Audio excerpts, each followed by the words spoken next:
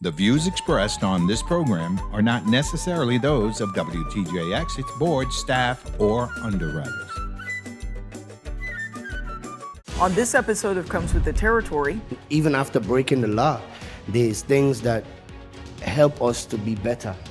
April marks Second Chance Month in the Territory, part of a nationwide initiative focused on reintegrating former inmates through education, job training, and housing assistance. Coming up, we'll hear from UVI Cell Director Dr. Susan Darrow McGrath and Program Manager Adrian Glenn, who are leading local efforts to provide a second chance. Peter Chapman has announced his departure from UVI's Research and Technology Park following the board's decision not to renew his contract. Under Chapman's leadership, the RT Park experienced substantial business growth, contributing greatly to UVI despite financial concerns. We'll have more. Plus, good news, people, for the future. Governor Albert Bryan Jr. recently led a Virgin Islands delegation to the 2024 Sea Trade Conference, aiming to strengthen ties with major cruise operators. We'll examine if the notable increase in cruise passengers truly benefits local businesses in the territory. And later, this week's panel joins the conversation to analyze these issues and more. Comes with the Territory starts now.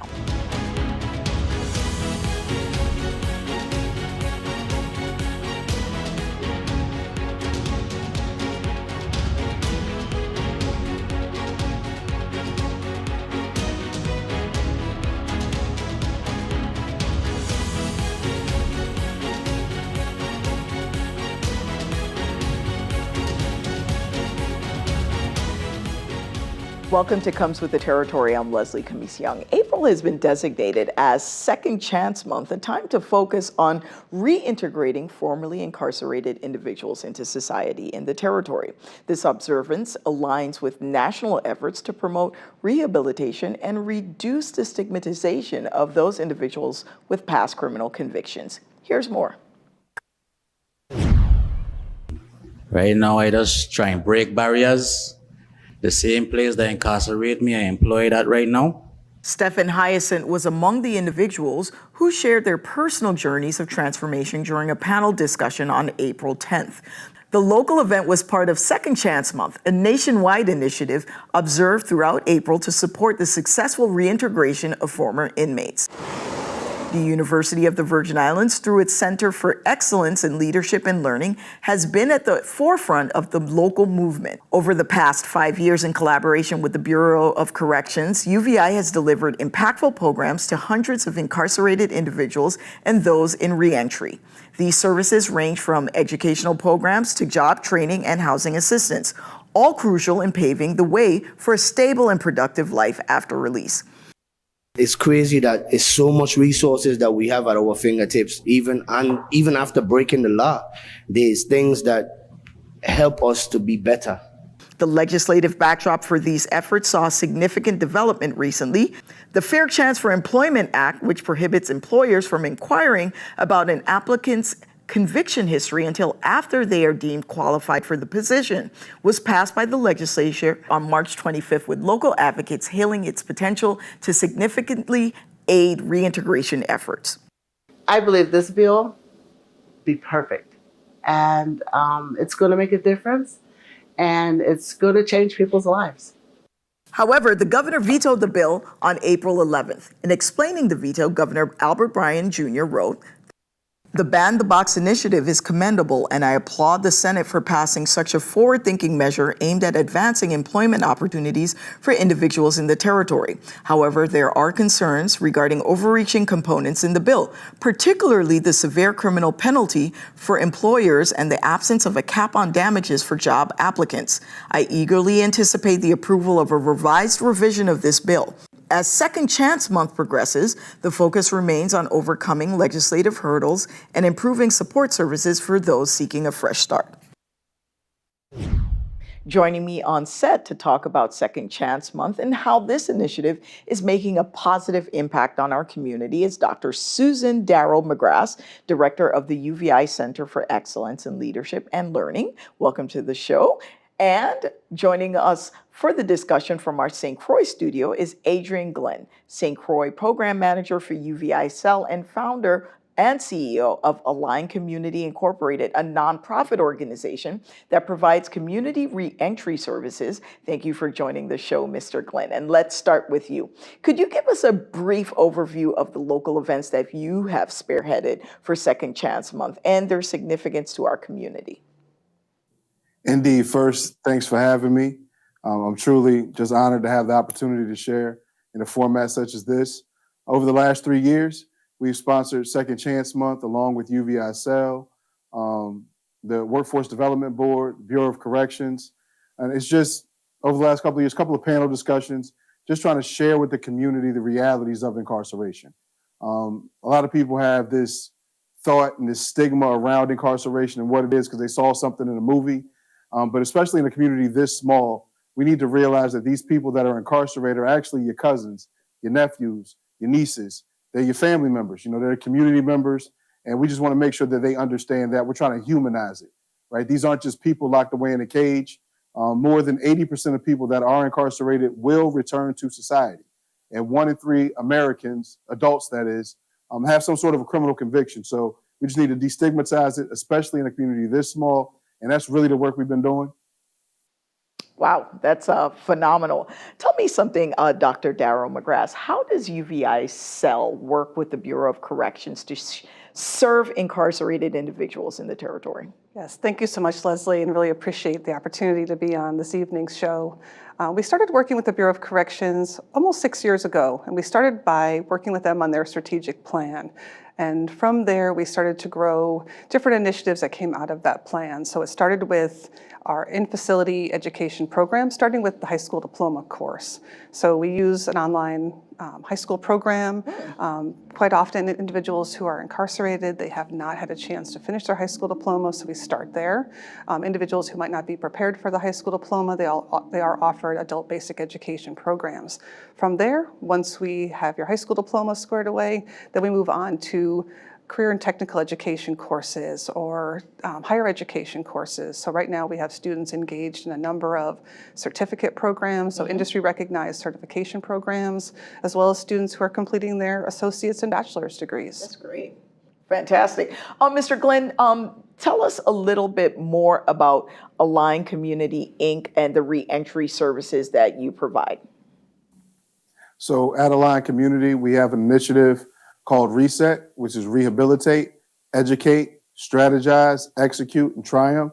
It's a 5-step plan we have to assist people that are reentering the community, whether they've been incarcerated or they were just going through the criminal justice system or just at risk of it. The linchpin or the cornerstone of our whole program is something called the ARC, which is a program that helps them to change the way they look at situations, irregardless if it's like a trial or an obstacle. Just how do you get over it? How do you use this to your advantage, as opposed to seeing something as a stopping point in life? Use it as a catalyst to do something better. So we go out in the community. We work in both jurisdictions, St. Thomas, St. John, as well as St. Croix. We have 2 great case managers, Delana Magner in St. Thomas, Anthony Gums in St. Croix. The beauty of our program is that our case managers and everyone who works closely with the Reset program is someone who is formerly impacted.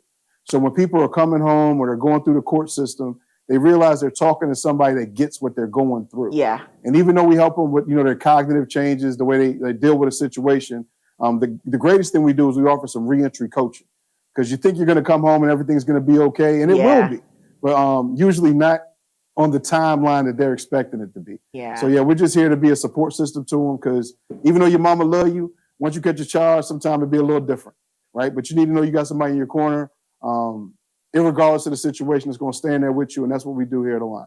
That's fantastic. Let me ask you something, Dr. Darryl McGrath. What incentives are there for incarcerated individuals to take some of the programs? Is it mandatory at all, or how do individuals get motivated to enroll in some of the programs that you mentioned? Yeah, that's a great question, because we've seen those motivational factors change over the years. Yeah. So I think initially individuals were motivated by the fact that you can get time off of your sentence by completing certification programs and higher education degree programs. But the success of the program has really been in the number of individuals who have seen others graduating. So we do caps and gowns, tassels, decorations, food, celebrations, bring family members in to recognize our graduates.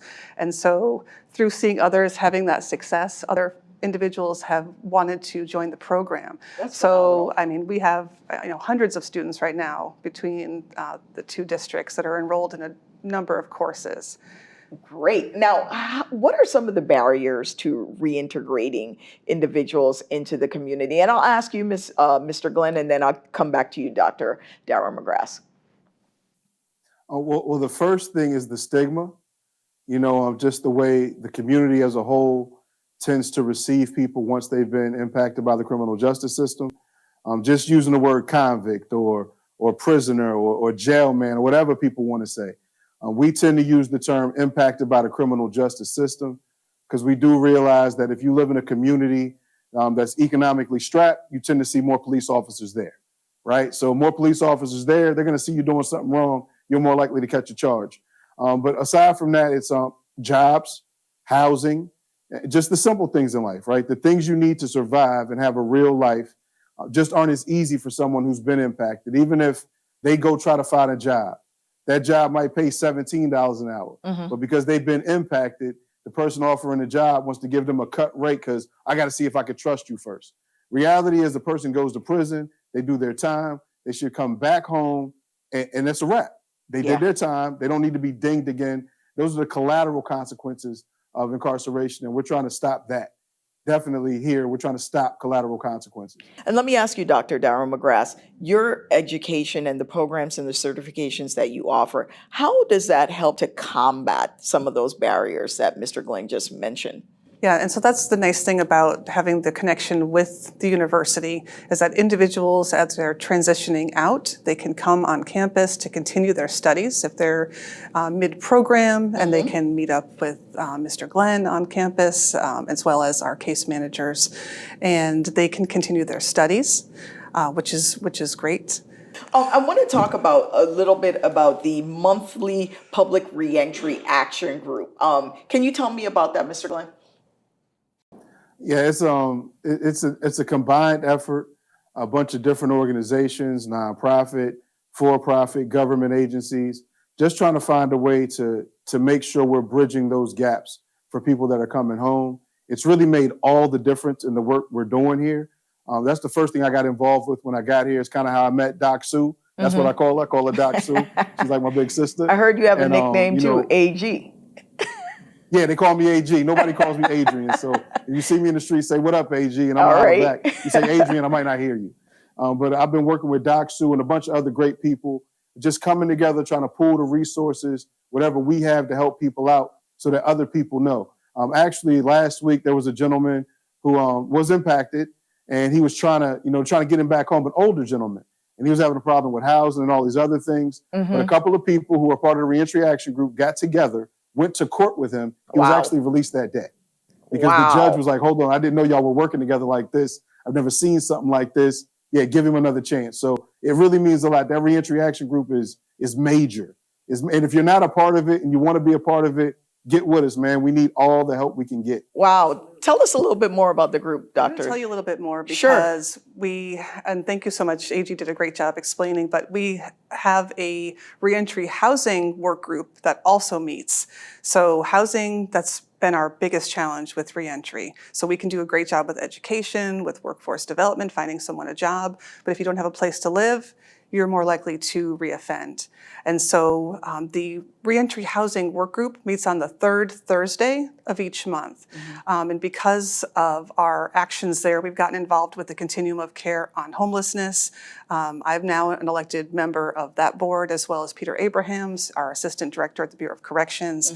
And we found that you have to really get involved with the boards that hold the purse strings and have the connections to HUD and HUD funding in order to really make change here. So we're excited about the work we're doing on the housing side. And then Reentry Action Group, the larger group, we meet on the third Friday of each month. And anyone who's interested, they can email cell@uvi.edu, so CELL@uvi.edu, and just let us know you'd like to get involved, and we'd be happy to send you the invite. Great.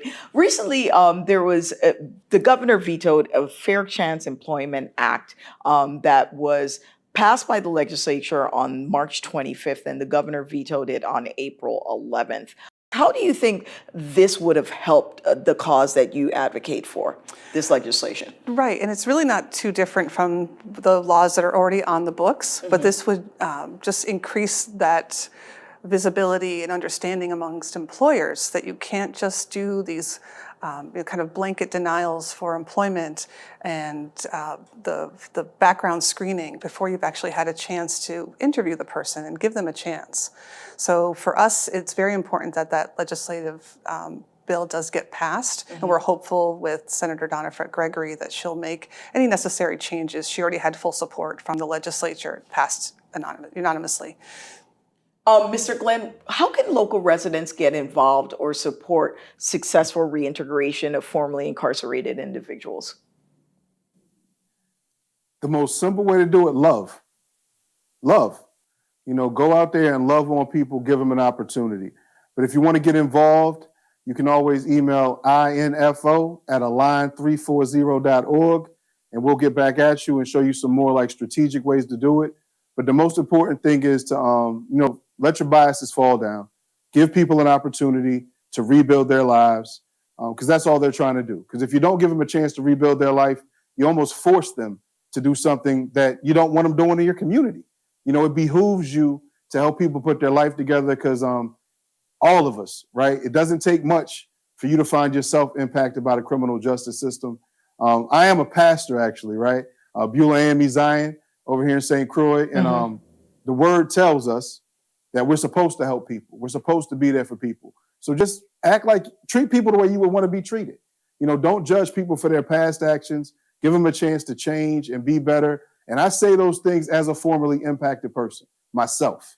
Right? Wow. I got a good life. I work at the university now. I got this nonprofit. I got a family. I got 2 wonderful sons. And I'm living a great life. But it's because my community, when I came home, wrapped their arms around me and gave me those opportunities. And I've run with them, I think. You know, I don't think I can ever repay them really for what they've given me, or even for like a Dr. McGrath and what she's done for me. But I hope that I'm an example to what happens when you actually give somebody a second chance and you mean it. You're sincere about it. So love. That's what you need to give, love. That's a very powerful story and testimony that you just gave. And it shows that there's hope for everyone. Thank you very much, Dr. Darryl McGrath, and thank you very much for Mr. Glenn for the work you're doing in the community. I certainly appreciate it. That was very touching. Up next, we'll hear from this week's panel, but first, let's take a look at the topics up for discussion. I'm especially proud to report that in 2023, our efforts will also yield an unprecedented level of financial support for UVI. After steering UVI's research and technology park through a period of significant growth and strategic advancement, Peter Chapman will leave his role as executive director at the end of August following a board decision not to renew his contract. Responding to WTJX's newsfeed via text message, RT Park Board Chair Edward Thomas Sr. stated there is nothing unusual about a board going in a new direction at any time since the board sets policy. As a matter of fact, this decision not to extend a new contract to the current executive director is the 3rd one since I have been board chair. Chapman, who began his term on September 5, 2018, followed David Zumwalt and Jillian Marcel, the first and second directors of the RT Park, respectively. According to a press release announcing Chapman's departure, the RT Park's business portfolio grew by 275% and revenue increased by more than 300% under Chapman's leadership. This growth helped eliminate over $4 million in debt. The RT Park also boosted its support to the University of the Virgin Islands, contributing a total of $14 million since its inception, with $3 million in 2023 alone, as detailed in the RT Park press release. At a budget hearing last August, Chapman included in his written testimony a pie chart that showed where the RT Park was spending the money it generated, with the lion's share going to UVI. Senate President Novelle Francis expressed concerns about the RT Park's contribution to the university. Are you going to continue to give away the shop? Or, what happens? What does the law require you to give on an annual basis to the University of the Virgin Islands? So I think I see there's like 40, from the pie chart, is almost 42% that actually goes towards the university. Yes, thank you for the question, Senate President Francis. So there is no stipulation, there's no requirement in the legislation, in the statute, Title 17, which is our North Star, that we dedicate a specific amount of money to the university. The only thing that Title 17 says is that we are to provide financial support for the university. We're engaged in a dynamic internal discussion right now about how we ensure that there's equilibrium, if you will. We want to ensure that as we continue to support UVI, we are not cannibalizing, if you will, the other critical needs that we have within the realm of our primary obligation to the territory, which is economic development. In the press release announcing his departure from the RT Park, Chapman said his next steps would involve dedicating more time to his company, Urban Policy Innovations, the economic development and real estate advisory firm he founded several years ago. It's yours truly, your Governor Albert Bryant Jr., reporting from Seatrade 2024. Governor Albert Bryant Jr. recently led a delegation from the Virgin Islands to the 2024 Seatrade Cruise Global Conference in Miami, aiming to strengthen the territory's ties within the cruise industry. The team included top officials from the Department of Tourism, the legislature, the Port Authority, West Indian Company Limited, Magens Bay Authority, and the Government Employees Retirement System. During the conference, the Virgin Islands delegation engaged with major cruise operators such as Disney Cruise Line, Norwegian Cruise Line, and Carnival Corporation. Discussions focused on ongoing partnerships, potential expansion opportunities, and updates relevant to the cruise industry. In a press release following the event, the Department of Tourism reported that the territory has experienced notable growth in its cruise sector. Following the global cruise industry's rebound from COVID-19 setbacks, St. Thomas and St. Croix saw a 13% increase in passenger arrivals in 2023 compared to 2019. The West Indian Company Dock, Crown Bay Dock, and Anne Abramson Marine Facility together welcomed over 1.6 million passengers from 495 ship calls last year. Plus, the territory recorded a 58% rise in passenger numbers from 2022 to 2023, with projections indicating a further 5% increase in cruise passengers in 2024, according to the Department of Tourism. For a place that only has 100,000 people, I'm really, really impressed when I know that 31 million passengers globally, 1.6 million of those belong to the Virgin Islands and growing. So we control 5% of all cruisers in the world. That's really a testament to not only the beauty of our islands, but the work we're doing at WICO, Port Authority, and the Department of Tourism to move along. I mean, we know tourism is 70% of our economy, and the continuous improvements we're making, whether it's on the boardwalk, the main street, the bathrooms that we're adding, the stuff we're doing in Frederickstead, all the improvements in Christiansted, they just add to our product and make us more vital. Joining me on set to explore these topics is former Senator Roosevelt David, who now serves on the board of directors for the West Indian Company Limited, or WICO. Welcome back to the show, Mr. David. And from our St. Croix studio, we're pleased to welcome former Senator Kurt Viale and radio talk show host Jamila Russell of Just Jamila on 970 AM WSTX. Jamila is also Chief of Staff for Senator Donna Fred Gregory, the sponsor of the Fair Chance for Employment Act, which was vetoed by the governor on April 11th, as you heard earlier. Senator Fred Gregory responded to the governor's veto message, and here's what she said.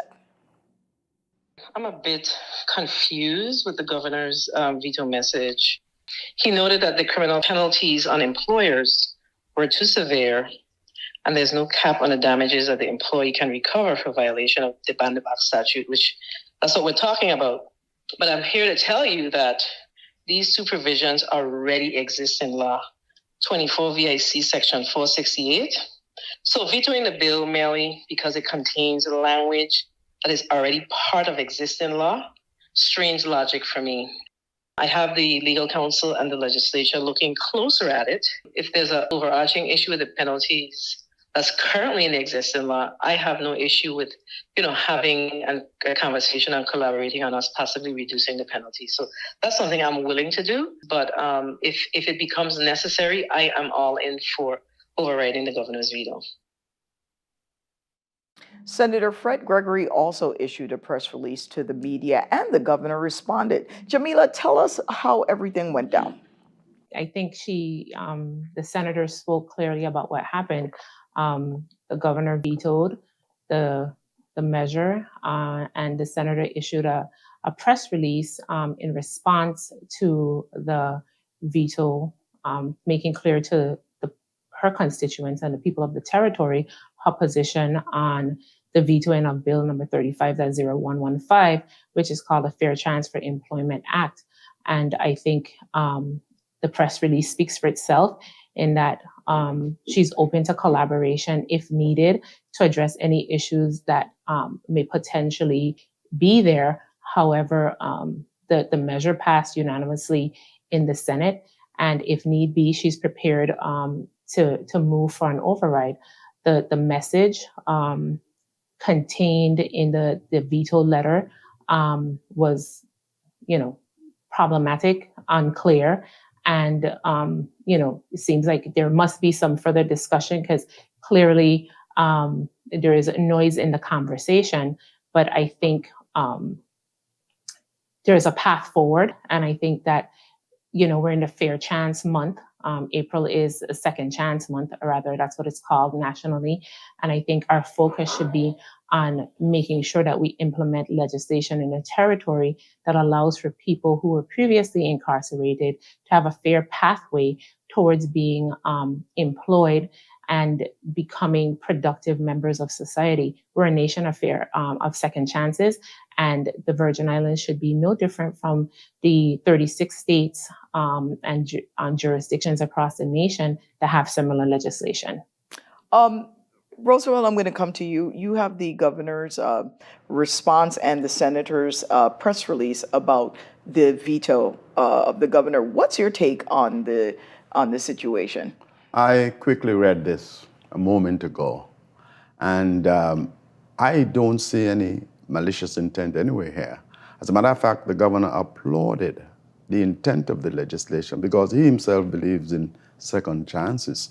And every governor has the right to veto any measure that he or she doesn't believe comport with his or her But thinking. do you think there's actual merit in the reasons the governor gave for his veto, stating that the penalties for employers not hiring individuals is too stiff? Well, essentially, I step back a little bit and I look down the road, and what I see that businesses, small businesses especially, that drive the economy, on many occasions are penalized instead of being incentivized. Mm-hmm.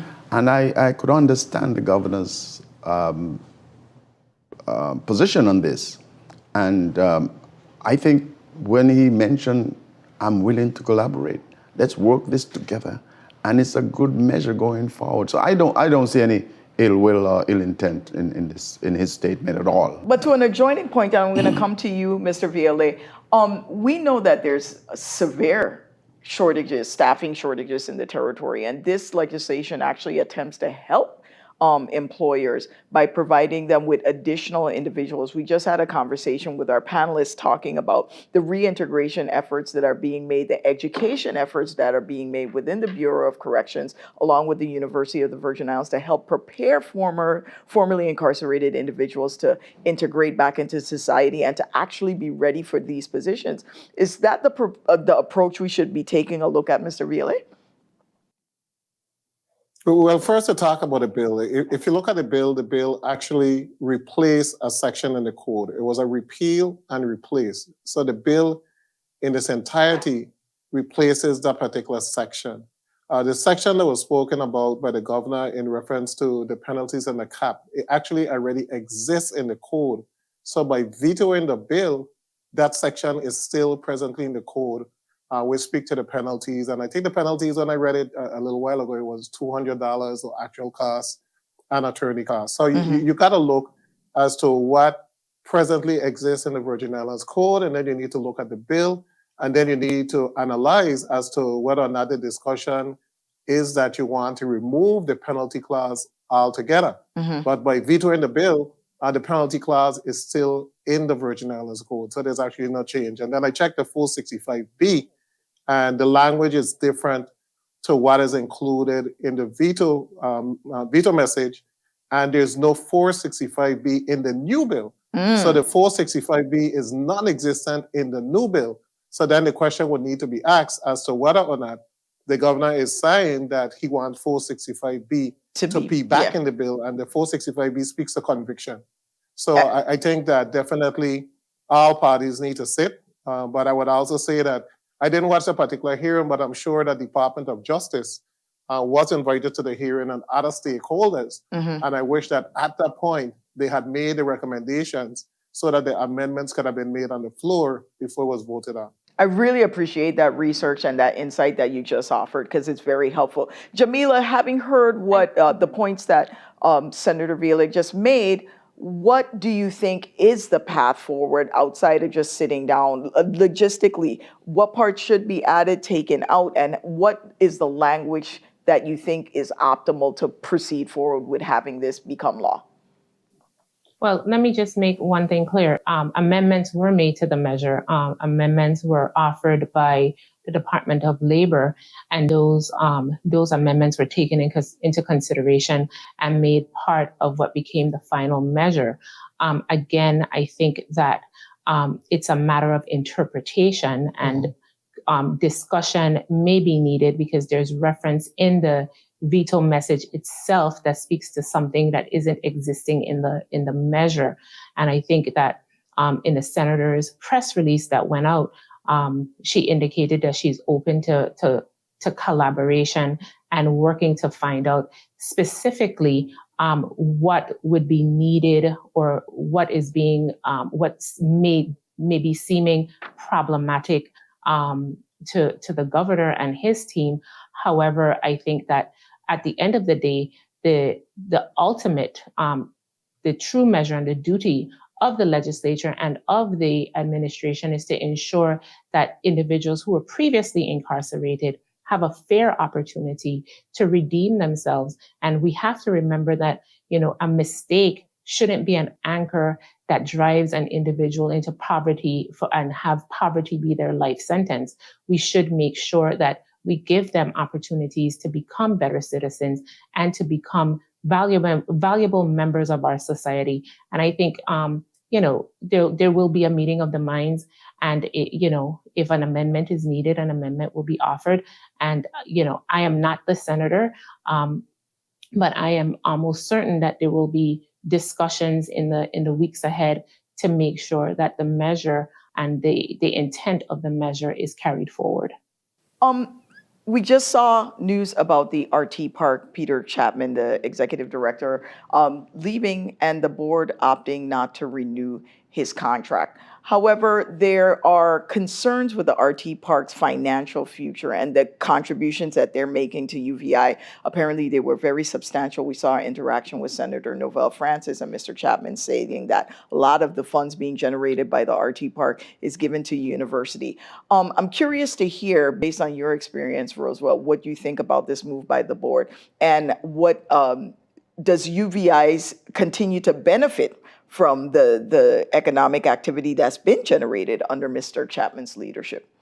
Well, that entity is very, very dear to my heart, because when the measure came forward and lots of discussion went into it, I was a part of it in the Senate.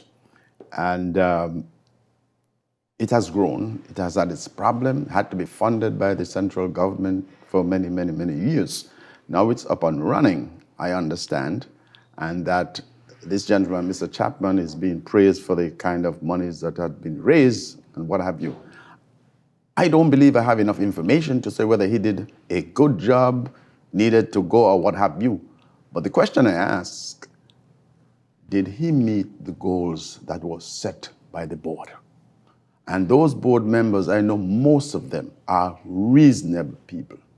And I don't think they would have cut off their noses, spite their faces, and just not renew a contract when someone has been doing very well, and then would have to go out looking for someone to replace this gentleman and keep on a roll where economic activity continues. So I don't believe I'm in a position to say, hey, they made an error, but I'm going to, for some reason or the other, be sided with the board at this point in time. And the reason I'm saying this is that these are all very reasonable people, and we don't know what standards was set for Mr. Chapman. Had he met them? I don't know. Well, one of the things that was said is under Mr. Chapman's leadership, the RT Park actually eliminated a significant amount of debt that it had acquired under the leadership of the two former executive directors. So by all indications, the financial performance was actually pretty decent. But I'm going to come to you, Mr. VLA. I'm curious to hear what are your thoughts on this move by the board and the new leadership that we're going to be looking for now at the RT Park? Honestly, I'm just totally confused. I read the letter from the board in reference to the request to not, or in reference to them not renewing his contract. And no way in that particular press release or letter did they state a reason. The reason that the board chair, Mr. Thomas, gave was that the board has the authority not to renew a contract and they need to give the person 6 months advance notice. But you didn't hear any discussion about underperformance. You didn't hear any discussion about in terms of how much money they're generating. You didn't hear any discussion about how many companies they have been able to attract.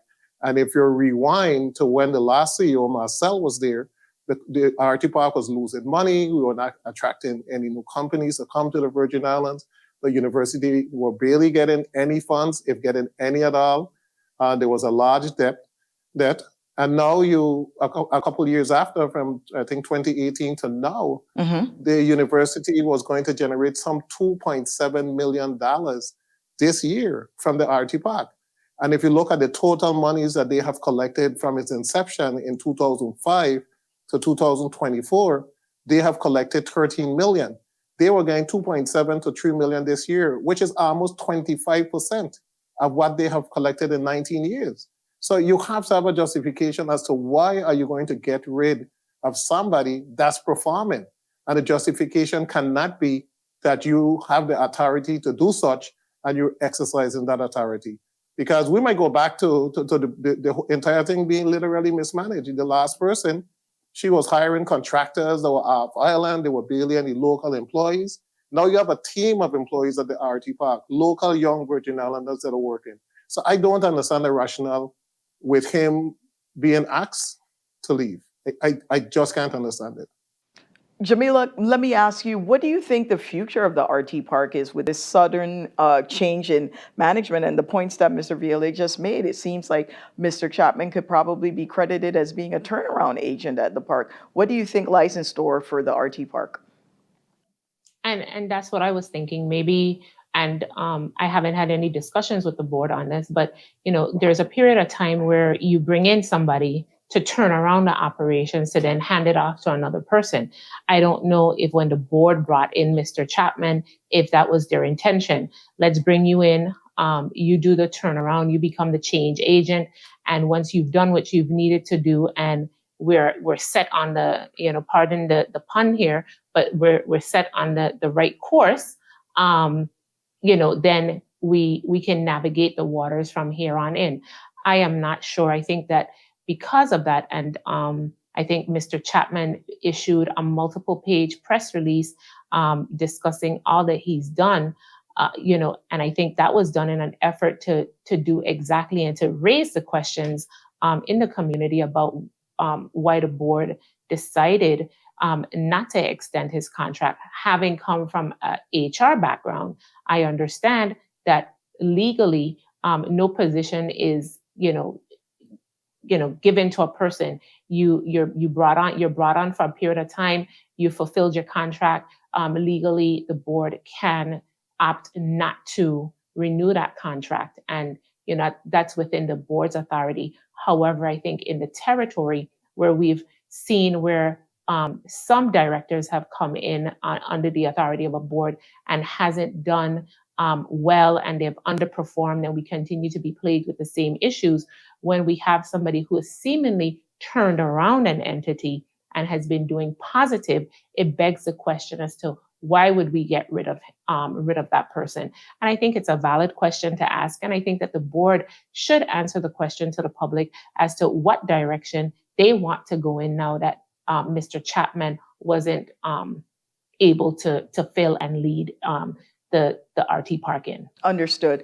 Roosevelt, you serve on WICO's board. Tell us about the Virgin Islands presence at C-Trade. Traditionally, what do we try to achieve each year when we go? And how is the Virgin Islands currently marketing itself in comparison to other Caribbean islands? Well, C-Trade is very important. And when one attends there is so much information to gather. The people you interact with, the people you meet with, WICO board members meet with all kinds of business people, not just the officials from the cruise lines and what have you. So there are opportunities people are looking for. For example, WICO has some 7 acres of land, and there are people who have shown interest in that to do certain development. They just got to come to the understanding exactly what they want to do. So our presence there, I didn't make it this time because of certain reasons and what have you. The presence there is critically important because every port in the Caribbean and the rest of the world, they're there capitalizing, and they would tell you, the cruise line industry or the officials would tell you up front, you must indeed enhance your product. Because if you don't do this, you're going to lose out. Enhance it how, though? And to the question I asked earlier, in comparison to other Caribbean islands, what now is the tactic that we are using to market ourselves versus other markets that may have in the past been behind us, and we hear conversations of them now catching up with us? What strategically are we doing? And is there anything or insight you can share as a WICO board member as to how we are changing tact as a territory in our marketing? I don't think that we have any top secrets to hide or anything of this nature. But we meet often, frequently, committee meetings, and we come up with a strategy. How are we going to attract more people coming here and at the same time work with businesses so they could attract the tourists, the numbers that continue to increase? For example, St. Croix has increased tremendously. And when I was in the Senate, the cruise ship industry came to us and said, we want to come to St. Croix, but nobody can make us come until that product is sharpened. And our people come, they want to shop, want to go on tours and things of this nature.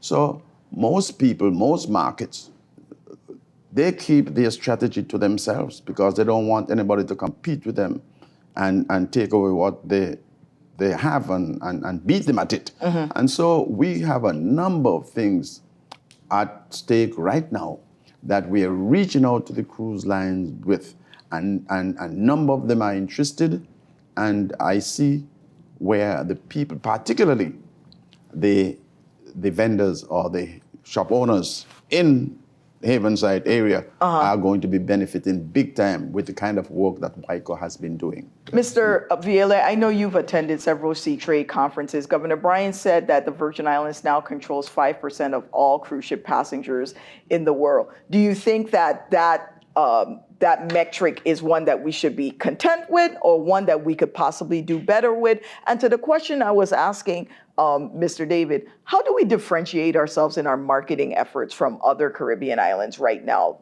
to a point that we keep the edge, the market edge that we have traditionally held as a territory? Well, definitely we got to make sure that we don't become comfortable. St. Thomas has one of the greatest deep water ports in the Caribbean. A lot of ships want to go to St. Thomas on a regular basis. They easily get over 1 million passengers that come to St. Thomas. So we got to create an overall experience. The cruise ship passengers from years ago were rich individuals who came, they wanted to buy diamonds, they wanted to buy an expensive watch. Now you have a different cruise population that's looking for experience.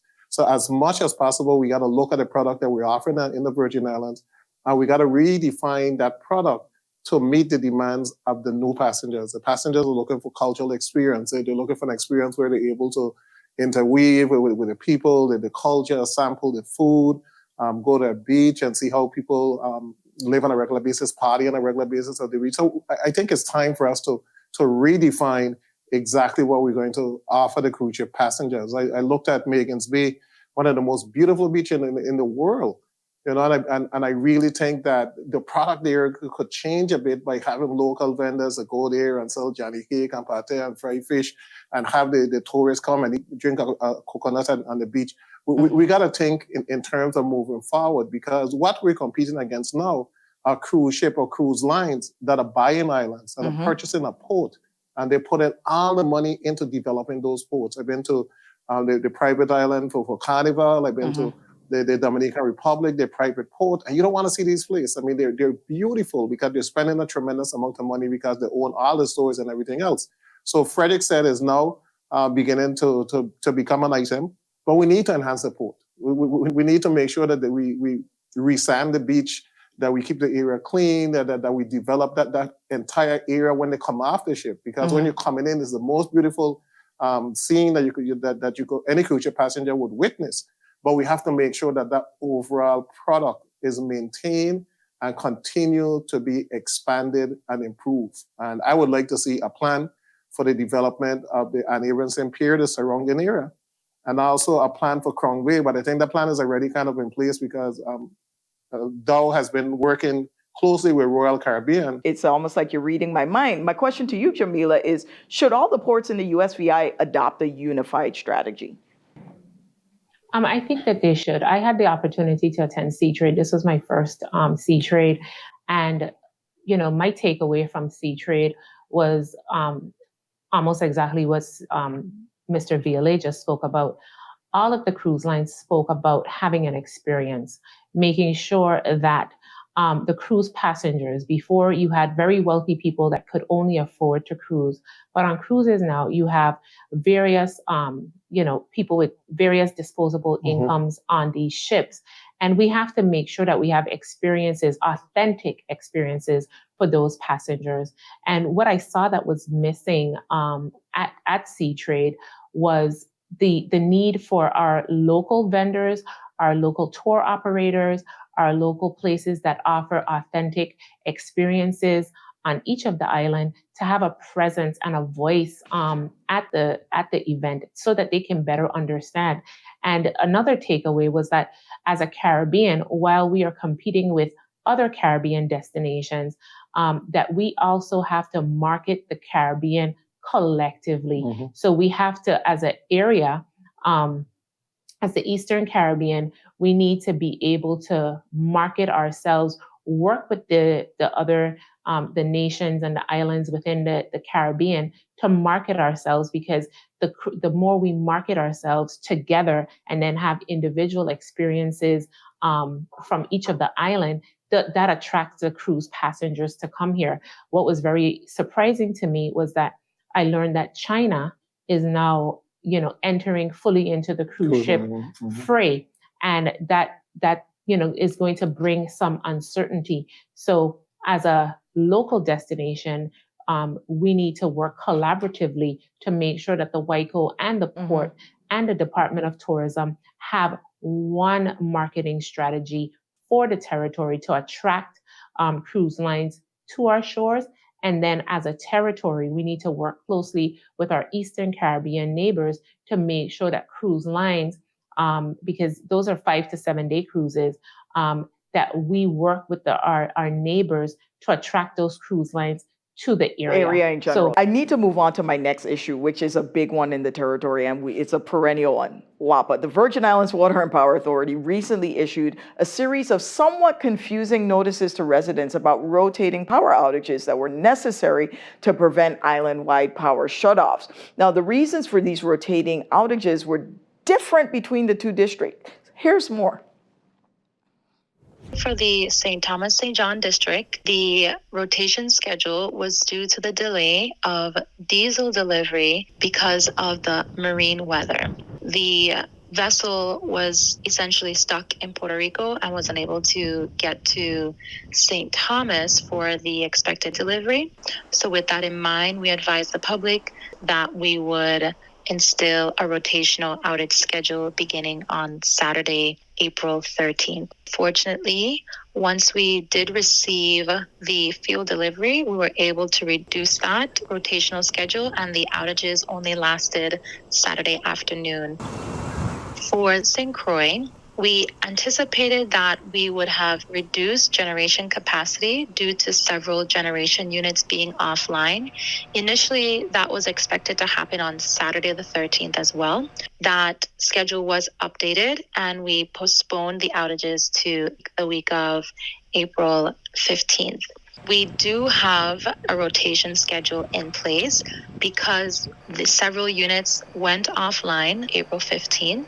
However, the rotation schedule is only in effect when the Richmond power plant cannot maintain the load demand.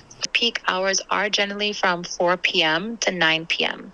So customers can still expect that the rotation schedule will be in effect at this time. However, we continue to try to maintain all feeders, so it is on an as-needed basis. We do not have an end date as to when the rotation schedule will conclude.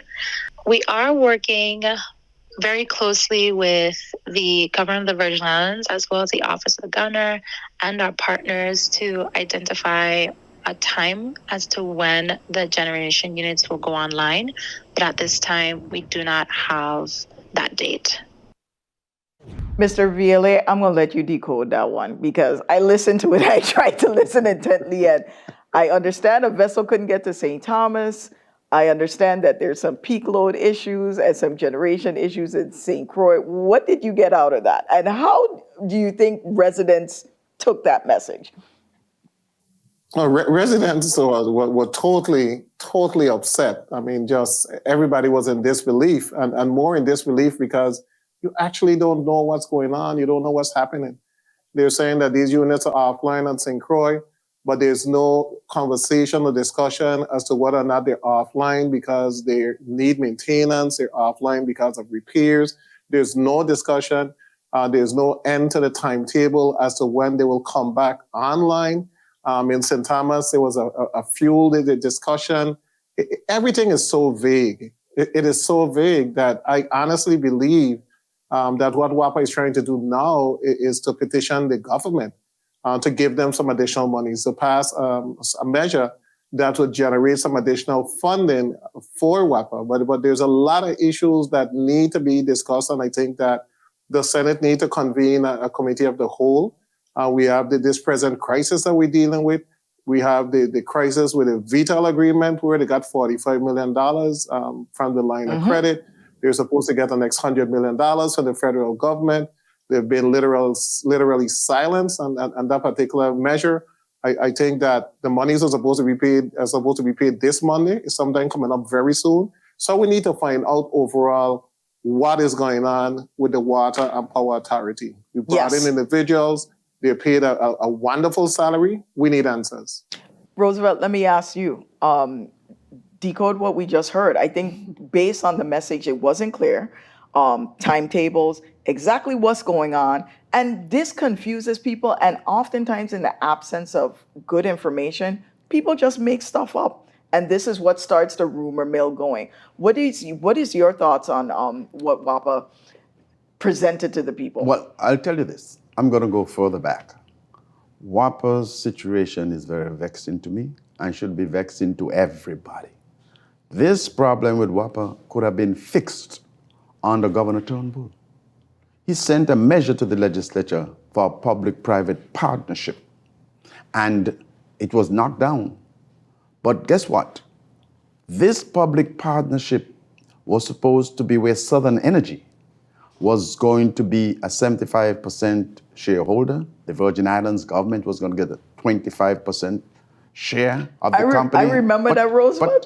But I want to finish. Yeah, let's deal with right now. We can't go back and change that. Yeah, no, but I'm saying the hypocrisy that people who voted against it went against it. And today, making all kind of noises. We were getting $100 million up front, and we were guaranteed reliable rates. We were guaranteed that we would compare with the United States of America.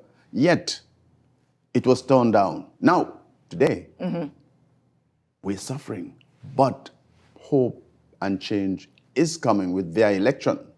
Their election is producing through solar farms started on St. Croix and should be finished in 8 months or so.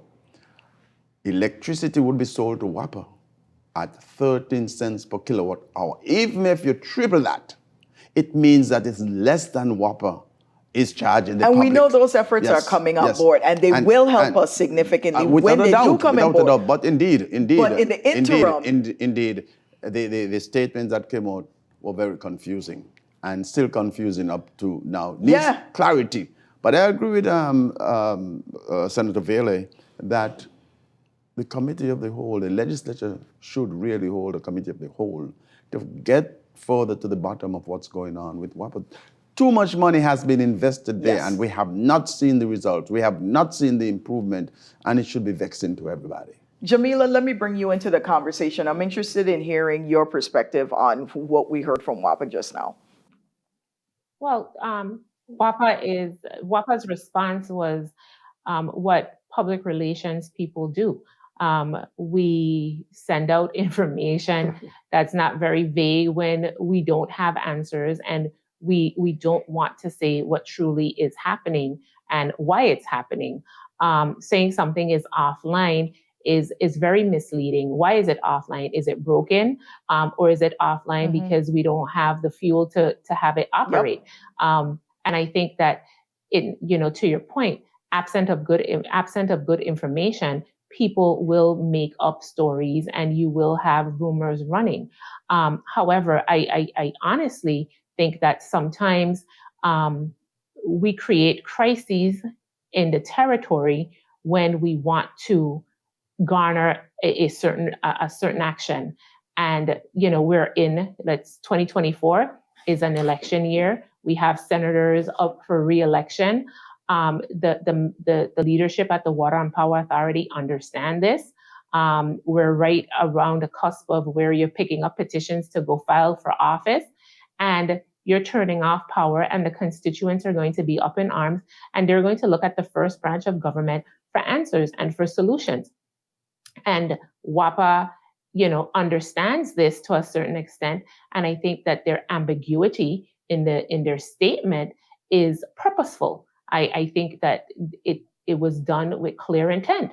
And so I want to believe that, there is a path forward, because, I have to believe that reasonable minds will want to find a solution for the people of our territory. But we have to have some level of accountability from the Virgin Islands Water and Power Authority. I appreciate the three of you as usual. Great show and great insights that you provided. That's all the show we have for you today. Be sure to tune in next Sunday at 1 p.m. for an all-new episode of Comes with the Territory. In the meantime, for your news updates, tune into WTJX's newsfeed on weekdays at 5 p.m. on 93.1 FM or by downloading the WTJX app. I'm Leslie Comisiong for all of us here at WTJX Channel 12. Take care.